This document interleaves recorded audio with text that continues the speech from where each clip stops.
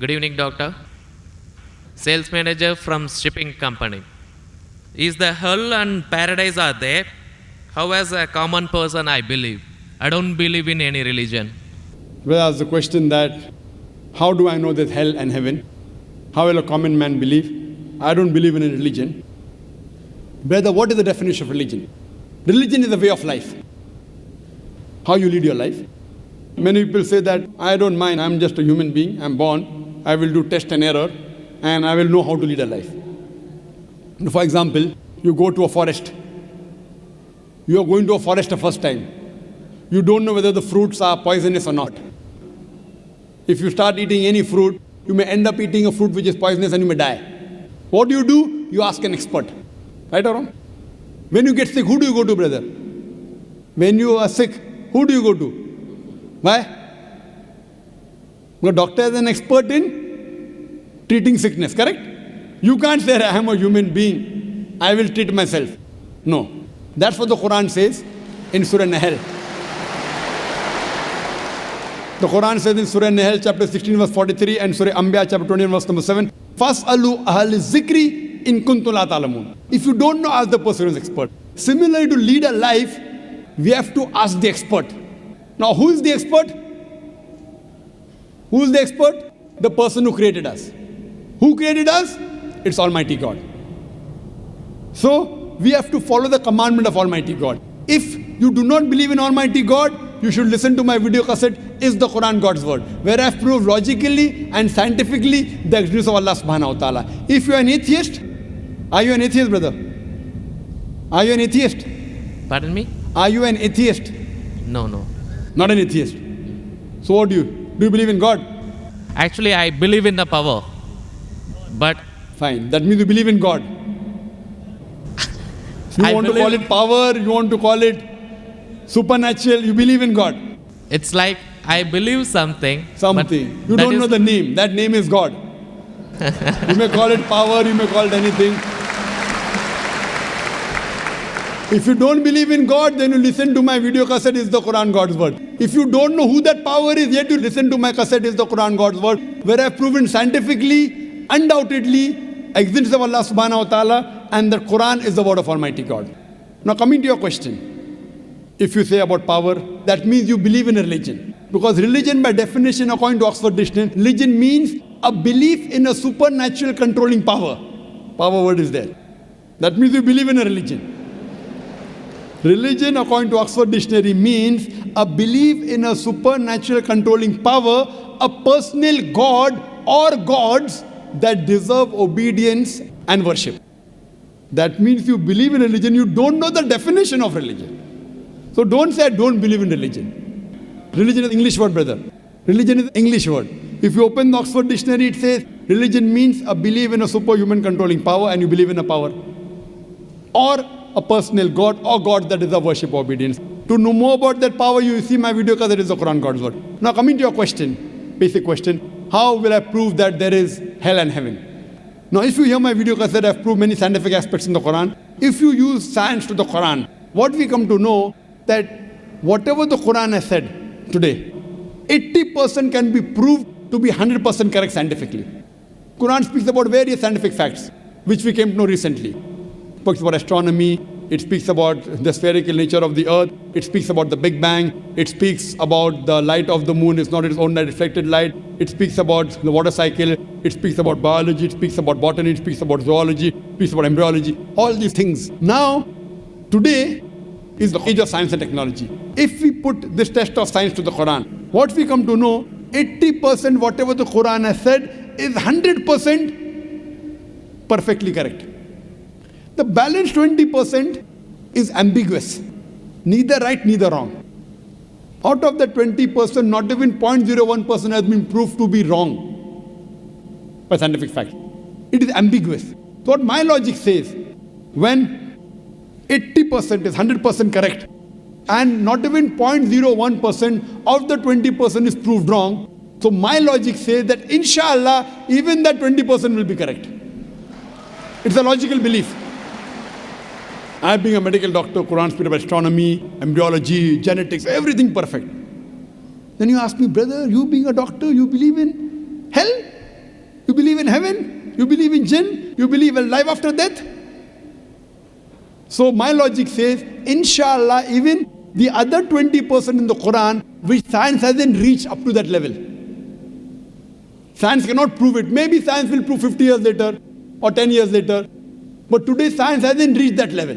So in this way, I believe whatever 20% which science hasn't proved to be right or wrong, inshallah even that will be right. This is one way to prove about hell and heaven. There's another way, simple way, without reading Quran. Brother, I am asking a simple question. Is robbing good or bad? Robbing is good or bad? Robbing is bad. Bad. Yeah. Raping a girl is good or bad? No, bad. Bad. Okay, now I am asking you a question. Logically, I suppose happen to be the biggest mafia. Hypothetically. I am a big robber. You prove to me logically and scientifically. I am a very logical person. I am a scientific person. I am a logical person and scientific person. You prove to me why robbing is bad for me and I will stop robbing. Only one reason you give me, one good reason why robbing is bad for me and I will stop robbing. It hurts others. It hurts people. It hurts others. What difference does it make to me? If it hurts, if I rob 1,000 riyal, it is benefiting me. I can see movie. I can go to a 5-star hotel. What difference does it make whether it hurts others? Does it hurt me? I told you, prove to me why it is bad for me, not for others. I am least bothered about the others. Why is it bad for me? When I am robbing 1,000, if it hurts him, no problem. What difference does it make to me? If it hurts somebody else, does it make a difference to me? I can enjoy, I can see movie. I can eat chicken biryani. I asked you, give me one logical reason why it is bad for me, not why it is bad for others. I am a big mafia. I am powerful. I am a scientific person, logical person. Prove to me one good reason, logical, why robbing is bad. I will stop robbing. Come on. Another try, brother. Another try. One more try. Why it is bad? No answer. No answer. Try. There are 20, 30 reasons, 100 reasons you can give. Actually, as you said, the religion means the way of life. Not religion. Why robbing is bad? Tell me. Don't go to religion. No. I'm coming to the point. No, not point. First tell me why robbing is bad. We'll come back to your point afterwards. I'll come to your point afterwards. When that is the way of life. Not way of life. Tell me why robbing is bad according to you. Why it is bad for me, I will stop robbing. Up to me, it hurts others. So, but what difference does it make to me when it hurts others? Does it hurt me? Of course, why it is bad for me, not why it is bad for others. Once we come to the society, we have to face them. Okay, once we come to society, you have to face them. I'm facing them. What's what? Why it is bad for me? The society won't respect us. What difference does it make whether respect or not? I can eat chicken biryani. I can go and see a movie. I can go to a 5-star hotel. What difference does it make to me if society respects or not? Imagine someone respects society. The poor person doesn't have food to eat. He'll be happy? No. You require food to eat or not? You require food to survive? Only society respecting. The person is starving to death. In India, thousands of people are starving to death. What difference does it make? I must give me one good reason why robbing is bad. I stop robbing. Why it is bad for me? Can anyone else help him out? Why robbing is bad? Why robbing is bad?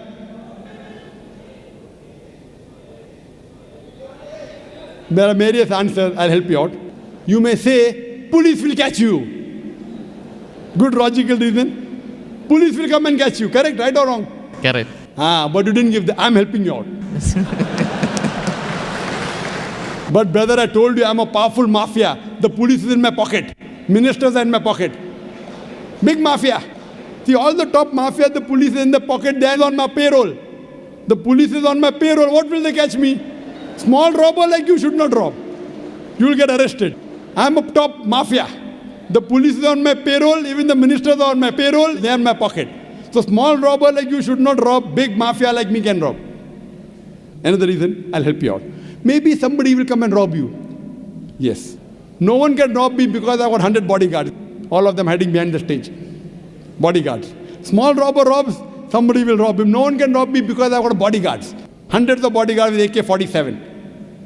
So logically you cannot prove at all why robbing is bad. With all your science and technology, you cannot prove robbing is bad. So shall I take it in that way? It is to make people fear that, if you do wrong things, then when you die. What wrong thing? Where is robbing wrong? First you prove it is wrong, na?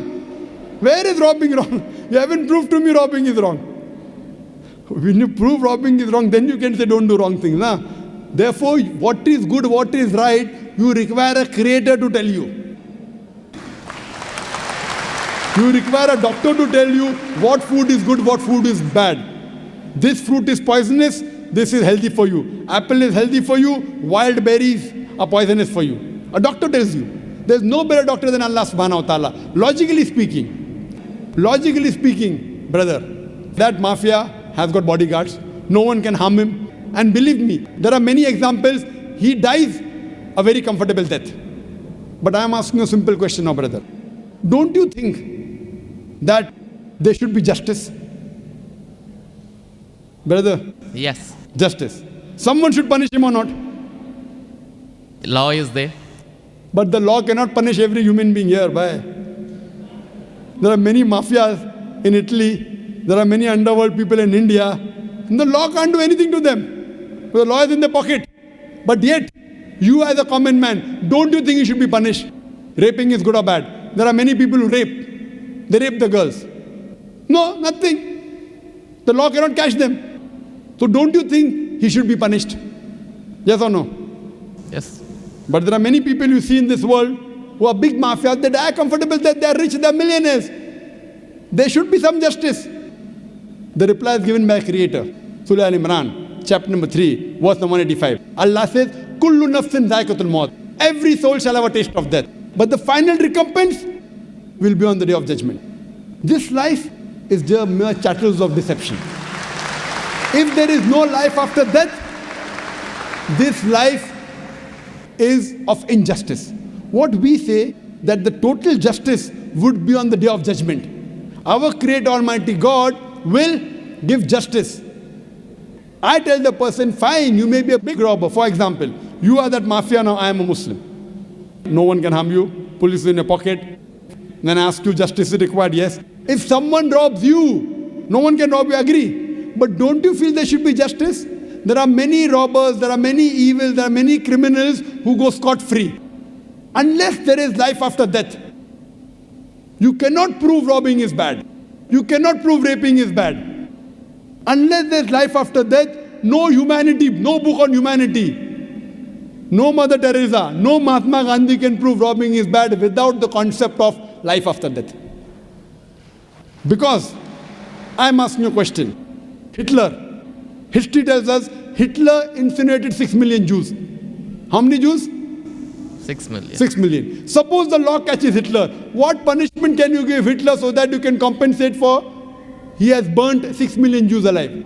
Can you give him any punishment? Brother. We have to put him in jail till his life death. Okay, will it be equivalent to burning 6 million Jews? Is burning better or putting in jail better? It's burning is, of course. So maximum you can do is burn him alive. But that will be equal to 1 out of 6 million. What about the remaining 5,999,999 people? What about that? What justice is your Lord going to do? But the Quran says in Surah Nisa, chapter number 4, verse number 56, as to those who reject our signs, we shall cast them in the hellfire, and as often as the skins are roasted, we shall give them fresh skin so that they shall feel the pain. If Hitler killed 6 million Jews, Allah says he can put him into hellfire and give him fresh skin again. 6 million times Allah can burn him. Not here, in the hereafter, in the hell. So only way I can prevent Hitler from killing 6 million Jews is tell him that here you kill 6 million Jews, Allah will burn you 12 million times in the hereafter. You can't give him that thing here. What you realize, without the concept of hell and heaven, you cannot prove robbing is bad. You cannot prove raping is bad. That's the reason our Creator Almighty God, who has created the human beings, He tells us what is good, what is bad for us. And He tells us the rules and regulations. This is called as religion. So first you have to find out which book is the authentic book which has been revealed by this Almighty God. And when you do research, you will come to it, that is the Quran. All the scriptures speak about Almighty God, and all the scriptures they point out to the last and final revelation, the Quran, and last and final messenger, Prophet Muhammad, peace be upon him. Hope that answers the question. Thanks.